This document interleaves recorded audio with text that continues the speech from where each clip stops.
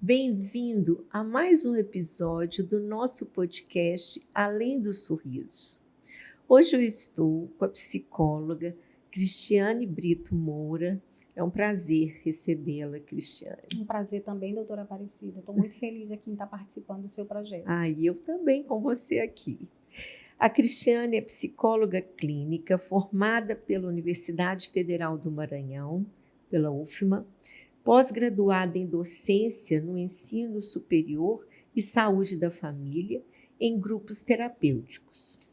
É criadora e fundadora do grupo terapêutico Femininamente, criadora e fundadora do grupo terapêutico Resgatando Sonhos e criadora e fundadora do grupo terapêutico Cuidando de Quem Cuida. Então, vamos lá. Na contemporaneidade, o uso excessivo de telas tem sido pauta constante na psicologia.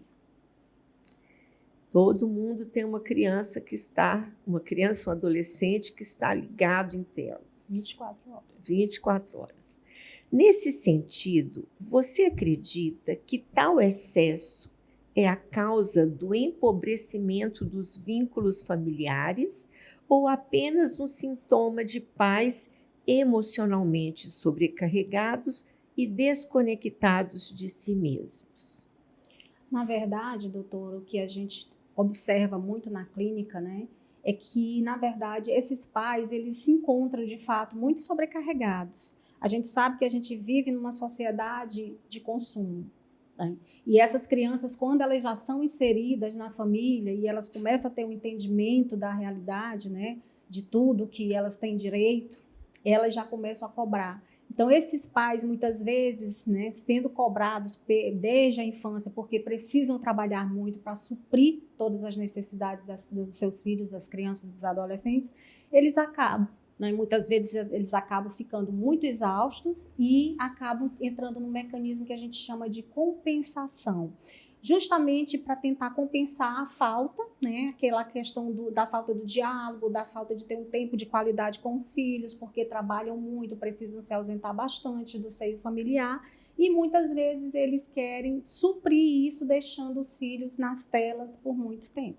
Né? É uma forma também, a gente sabe que eles acabam descansando um pouco, porque quando chegam em casa exaustos, né, tem essa fuga, digamos que é uma fuga, porque não deixa de ser, mas também não é somente isso. O que se observa na clínica é que muitas vezes existem lacunas também no próprio repertório emocional desses pais.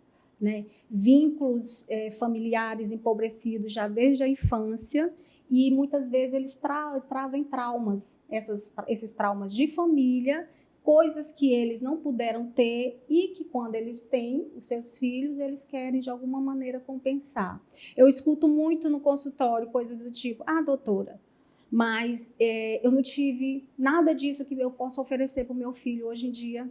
Então, é assim, uma satisfação tão grande eu poder ofertar tudo para um filho, né? A gente sabe que a gente, né, tem que ofertar e a gente gosta de ofertar tudo para os nossos filhos, mas tem um perigo muito grande aí, né? Porque nessa coisa de você só ofertar bens materiais, você acaba abrindo uma possibilidade, uma brecha para que outros problemas possam surgir, porque essa criança, de alguma maneira, ela vai associar afeto a bens materiais, a presentes, a viagens, né, a brinquedos. Então, tem que se haver um limite, você tem que colocar um limite, né? Você tem que dar as coisas para os filhos, mas, na verdade, você tem que também controlar, porque senão a criança vai crescer achando que afeto, ela só é amada se ela receber tudo que ela deseja.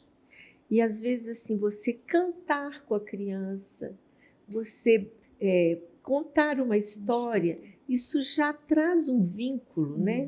Na hora de dormir, rezar juntos, aquele carinho ali de estar próximo, dar atenção. Sim, é possibilitar mesmo que haja uma conexão afetiva maior, né? E que essa criança, ela entenda, meus pais se ausentam muito de casa porque precisam trabalhar para suprir tudo que eu tenho.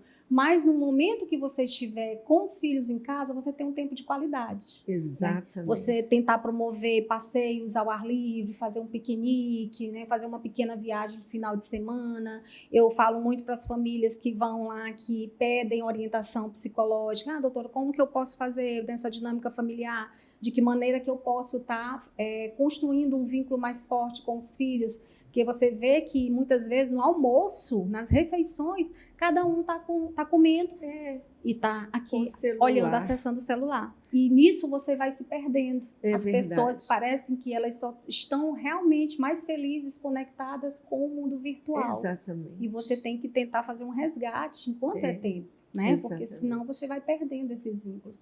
Mas há maneiras dos pais tentarem mudar essa realidade, fazendo justamente isso aí que a senhora pontuou e outras coisas mais. Botar regras, né? Botar regras. Olha, a mesa não tem celular. Né? Não pode ter Não celular. tem hora nem da televisão. Hora da refeição, todo mundo reunido. Exatamente. Né? E aí, quando termina a refeição, dialogar um pouco, assim que se constrói. Exatamente. É verdadeiramente uma família. Isso. Na sua experiência clínica, o que está por trás dessa parentabilidade que compensa a ausência com presentes e flexibiliza limites por culpa? Aí traz o gancho, né? Acaba voltando o gancho para a pergunta anterior. É a famosa busca por compensação. Parece assim que na nossa sociedade, principalmente nós mulheres, a gente nasce com o sobrenome da culpa. É verdade. Não é? A gente se culpa por trabalhar, a gente se culpa por não trabalhar. A gente se culpa por dar demais, a gente se culpa por não poder dar. Então, assim, tem muito isso. E na medida em que a sociedade cobra muito, muito mais de nós mulheres do que dos homens, a gente sabe, né? A gente fica entrando mesmo num movimento de compensação, de querer sempre não frustrar. Não frustrar os filhos é não fazê-los sofrer. Né? Não entendendo que essa frustração ela é mais do que necessária, porque uma criança ela só entende de verdade o que é uma verdadeira internalização da realidade que ela vai, né, ter que se deparar, porque quando ela é criança, ela é adolescente, ela está ali, de alguma forma protegida pela família, né? E as pessoas podem ofertar tudo para ela, mas o mundo não vai tratá-la só com sim. Ela vai ter que receber os nãos da vida. Verdade. Né? E essa internalização da realidade, ela só poderá ter se houver uma sanção, se houver uma imposição de regras, se houver um limite. E essa sanção ela é mais do que necessária. Ela favorece a estruturação psíquica do indivíduo. O aprendizado da resiliência. Né? Exatamente. Que eles precisam construir desde cedo. E parece que a maternidade está ligada com a gente não ser suficiente. Sim. Porque a culpa está sempre ali. Sempre em torno da gente. Né? Por mais que a gente faça, nunca está suficiente, nunca está bom. Né? E aí vamos para a outra pergunta. Como podemos resgatar a ideia de limite com uma expressão de amor e segurança psíquica? Em uma cultura que associa frustração a trauma e, como você bem disse, autoridade à opressão. Porque existe uma diferença muito grande com postura autoritária e autoridade cuidadora. Essa autoridade cuidadora ela é essencial, né, no processo de subjetividade do indivíduo. Por quê? Porque ela é pautada numa escuta ativa, ela é pautada numa validação emocional. Você está sempre validando seus filhos, né? Validando tanto no sentido positivo e corrigindo na hora certa, mas validando quando fizerem coisas corretas. Está mostrando que eles estão no caminho certo. E também ter esse tempo de qualidade em família. Se os pais conseguem construir uma escuta ativa, um diálogo aberto, franco, mostrando que amor é cuidar, né? É oferecer as coisas boas da vida, mas também é mostrar o que é certo e errado, essa criança certamente ela vai entendendo que ele vai precisar crescer respeitando os limites, as regras da família. Né? Isso aí, com certeza, no futuro só vai trazer o bem. E os limites que a vida impõe também. Exato. Né?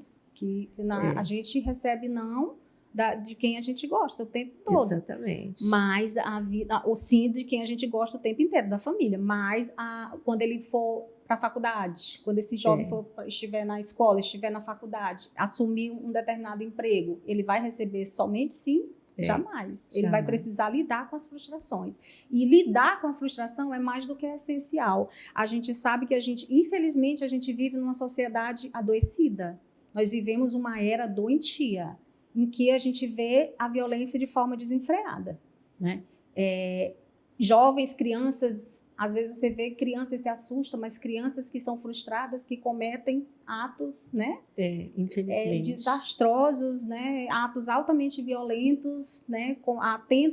Tiram a própria vida. Adolescentes, aí a gente sabe que muitos adolescentes tiram a própria vida porque não sabem lidar com as frustrações. Então, essa questão do limite, ela é de suma importância para que nós tenhamos adultos saudáveis no futuro. De alguma forma, os pais mostrarem o afeto, mas também mostrarem a autoridade. Sim. Precisa ter um equilíbrio entre as duas coisas o tempo todo. Fácil não é. Não. A missão mais difícil na vida, eu costumo dizer sempre para os pais, a missão mais difícil é você educar outro ser humano. É um desafio, né? Mas é preciso. Preciso você ter limite, colocar limite. Verdade. E uma próxima pergunta. Considerando a perspectiva da psicoterapia breve, quais as intervenções você considera mais eficazes para ajudar pais a retomarem o diálogo e a presença emocional com os filhos, mesmo em meio à rotina caótica? Eu gostaria que você explicasse a psicoterapia breve primeiro. Né? Certo. O trabalho da psicoterapia breve é um trabalho que a gente costuma atender o paciente, né? A gente sabe que o nome psicoterapia, o tratamento da psicoterapia é um percurso de autoconhecimento. Então, se tratando da psicoterapia breve, o paciente ele estará submetido por cerca de 10 a 40 sessões. Né? E a psicoterapia breve, ela é pautada em uma focalização do problema ou do conflito, né, existente, uma ampliação da consciência do indivíduo, onde ele vai identificar os pensamentos automáticos que a gente costuma ter, quando a gente trata que a gente fala na terapia, o paciente desenvolveu vários pensamentos disfuncionais em relação a uma determinada situação. Ele vai mergulhar no processo de autoconhecimento para ele poder identificar esses padrões disfuncionais de pensamento e de comportamento, para então ele desenvolver estratégias, um repertório comportamental, que é o que a gente trabalha, a terapia cognitivo-comportamental, para que ele tenha um resultado mais satisfatório diante daquela situação problema. Ótimo. É isso que a psicoterapia breve, ela promove, e ela costuma ser muito eficaz, porque promove justamente a ampliação da consciência da situação e faz com que o paciente entenda um problema sob uma nova, digamos, uma nova visão, uma nova percepção. E assim ele lida melhor com as situações. Certo. E para concluir, como a psicoterapia breve pode auxiliar os pacientes com disfunção temporomandibular? Que nós sabemos que muitos são muito estressados, têm muita autocobrança, né? São perfeccionistas. Né? Ajuda demais, doutora. Por quê? Porque na medida em que o paciente ele consegue identificar esses pensamentos automáticos, que eu falei agora há pouco, ele vai saber identificar também que tipo de pensamento que está facilitando essa maior, na verdade, é uma amplificação da dor, né? Ele começa a ter uma amplificação da dor nesses processos dolorosos de TPM, de DTM, e a partir da identificação do pensamento disfuncional, ele vai começar a regular melhor essa dor, através de técnicas de relaxamento, né? A gente sempre orienta que um paciente que está num processo de, digamos, pacientes perfeccionistas, muitas vezes as mulheres, né, são muito mais perfeccionistas, a gente sabe. Muitas vezes ela fica com uma tensão maior aqui, desenvolve bruxismo também, né, sim. Que deve ser uma clientela que a senhora tem bastante, e isso faz com que os processos dolorosos só aumentem. Mas se ela conseguir desenvolver técnicas de autorregulação emocional, esses processos dolorosos eles vão diminuindo. Então, que tipo de recursos terapêuticos a gente pode auxiliar com o trabalho da psicoterapia breve? Relaxamento muscular, né?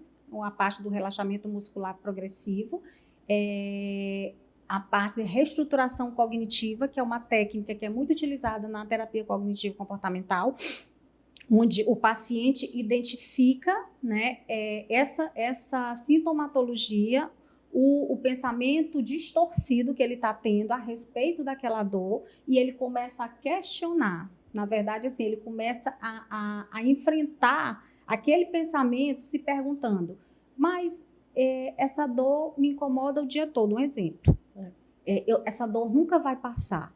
Será que só existe essa possibilidade de você pensar dessa forma? Tente reformular isso, tente ver de que maneira que você pode estar melhorando dessa dor. Comece a pensar, se eu me possibilitar alguns recursos terapêuticos, eu não posso melhorar dessa dor? Então, o paciente ele pode se beneficiar de relaxamento muscular progressivo, ele pode se beneficiar dessa técnica de reestruturação cognitiva, mindfulness, né, que é aquela terapia, aquela meditação plena, né, que o paciente ele fica na verdade focalizando numa determinada situação. Então, existem formas de você tentar melhorar esse quadro doloroso a partir desse processo do autoconhecimento que a psicoterapia breve ela promove. Então, se o paciente buscar uma ajuda psicológica, ele tem mais possibilidades de melhorar desse quadro doloroso. Eu costumo dizer para os pacientes de DTM que a DTM vem para mostrar que em algum ponto eles se abandonaram. E é verdade. Então, eu falo, você às vezes tem que... É profissional, é mãe, é esposa, é filha. Então, sempre a gente está lidando com algo, né? E sempre a gente fica para o último da fila. Com certeza. Então, eu falo para o paciente, agora você está no primeiro lugar da fila. Se colocar como prioridade. Prioridade. Né? Porque a gente sabe que isso aí tem estudos, literatura científica que podem, né, falar bem melhor sobre isso do que eu estou falando aqui, que nós, mulheres, a gente sofre muito mais de doenças psicossomáticas. Exatamente. Do que os homens. Por quê? Porque aquela questão da carga emocional, né? Nós temos muito isso. Então, como a gente tem digamos, uma cultura de muita cobrança, a gente sabe que a sociedade impõe muitas cobranças para a mulher, a gente acaba que, na verdade, se autocobrando também, né? Exigindo um perfeccionismo, a gente sempre está naquele movimento de doação, a gente sempre quer fazer o melhor, a gente sempre está cuidando de todo mundo. Então, no momento que a senhora fala aí, que as pacientes, na verdade, se abandonaram, elas vêm se abandonando ao longo do caminho. Ao longo do caminho. Né? E a parte do autocuidado, ela é essencial, que é justamente um dos projetos terapêuticos que eu tenho, né, grupo terapêutico, que é para mulheres, direcionado para mulheres femininamente, que é o cuidado da mente no universo feminino, trata justamente dessas questões aí, do quanto que a gente deve se priorizar, se cuidar, trabalhar focadamente na nossa saúde física e mental também, para que a gente possa gerenciar melhor todas essas demandas, principalmente na vida moderna, que são tantas, né? É verdade. Eu digo para as pacientes e os pacientes também, que às vezes, enquanto a gente está se formando, a gente coloca metas. Eu vou casar, eu vou formar, vou fazer isso. Sim. E às vezes, na grande maioria das vezes, a gente consegue ir lá e receber essa coroa de louros, mas muitas vezes a gente vai receber essa coroa de louros toda esfarrapadinha de que a gente já se abandonou há muito tempo nessa estrada, né? E é uma pergunta, com certeza, doutora, e é uma pergunta que não deve, principalmente para nós mulheres, que eu costumo falar, não deve deixar de reverberar sempre. Por que a gente precisa dessa validação? Né? A gente sabe que é do ser humano, a gente vive em busca de uma validação. Do momento que a gente é criança, que a gente já entende que a gente faz parte de uma família, que a gente é amada, todo ser humano, isso é uma das necessidades essenciais do ser humano. Mas quando a gente se torna adulto, a gente tem que começar a fazer por isso que a terapia ela é tão válida, tão importante, a gente tem que começar a fazer um processo interno realmente de tentar se desvincular dessa autocobrança. Por que que eu sempre tenho que ser validada? Por que que eu tenho que ser vista como a melhor mãe, como a melhor profissional, como a melhor tudo, né? A melhor esposa e a melhor tudo. Não pode ser assim. Se você tem consciência que você está fazendo o seu melhor, se você sabe que você está cumprindo com suas responsabilidades, com tudo aquilo que você se predispõe a fazer, você não precisa ter a aprovação 100% das pessoas. Verdade. Basta você ter essa consciência, né? Exatamente. Porque tem dias que a gente só consegue se doar 40%, 50%, né? E tudo bem se a gente se doar só isso. A gente não vai deixar de ser boa, porque a gente só consegue se doar naquele dia essa porcentagem. Verdade. Né? Mas a gente fica sempre nesse movimento dessa aprovação, dessa validação. E isso é um desgaste emocional desnecessário. Isso adoece. Né? Acaba que com o passar dos anos a gente acaba adquirindo doenças psicossomáticas. E a gente tem que ter um cuidado muito grande sobre isso. Verdade. Viu? Então, Cris, muito obrigada. Eu acho que a nossa conversa aqui pode esclarecer muita coisa para quem está nos vendo e, quem sabe, as pessoas começam a se cobrar menos. Sim. Né? Sim. Muito obrigada. Por nada. Então, eu que agradeço, doutora. É um prazer. Prazer é meu. Hoje eu conversei com Cristiane Brito Moura, a psicóloga, e você pode nos seguir nas redes sociais e no YouTube, que lá estará nosso bate-papo completo. Me segue para mais.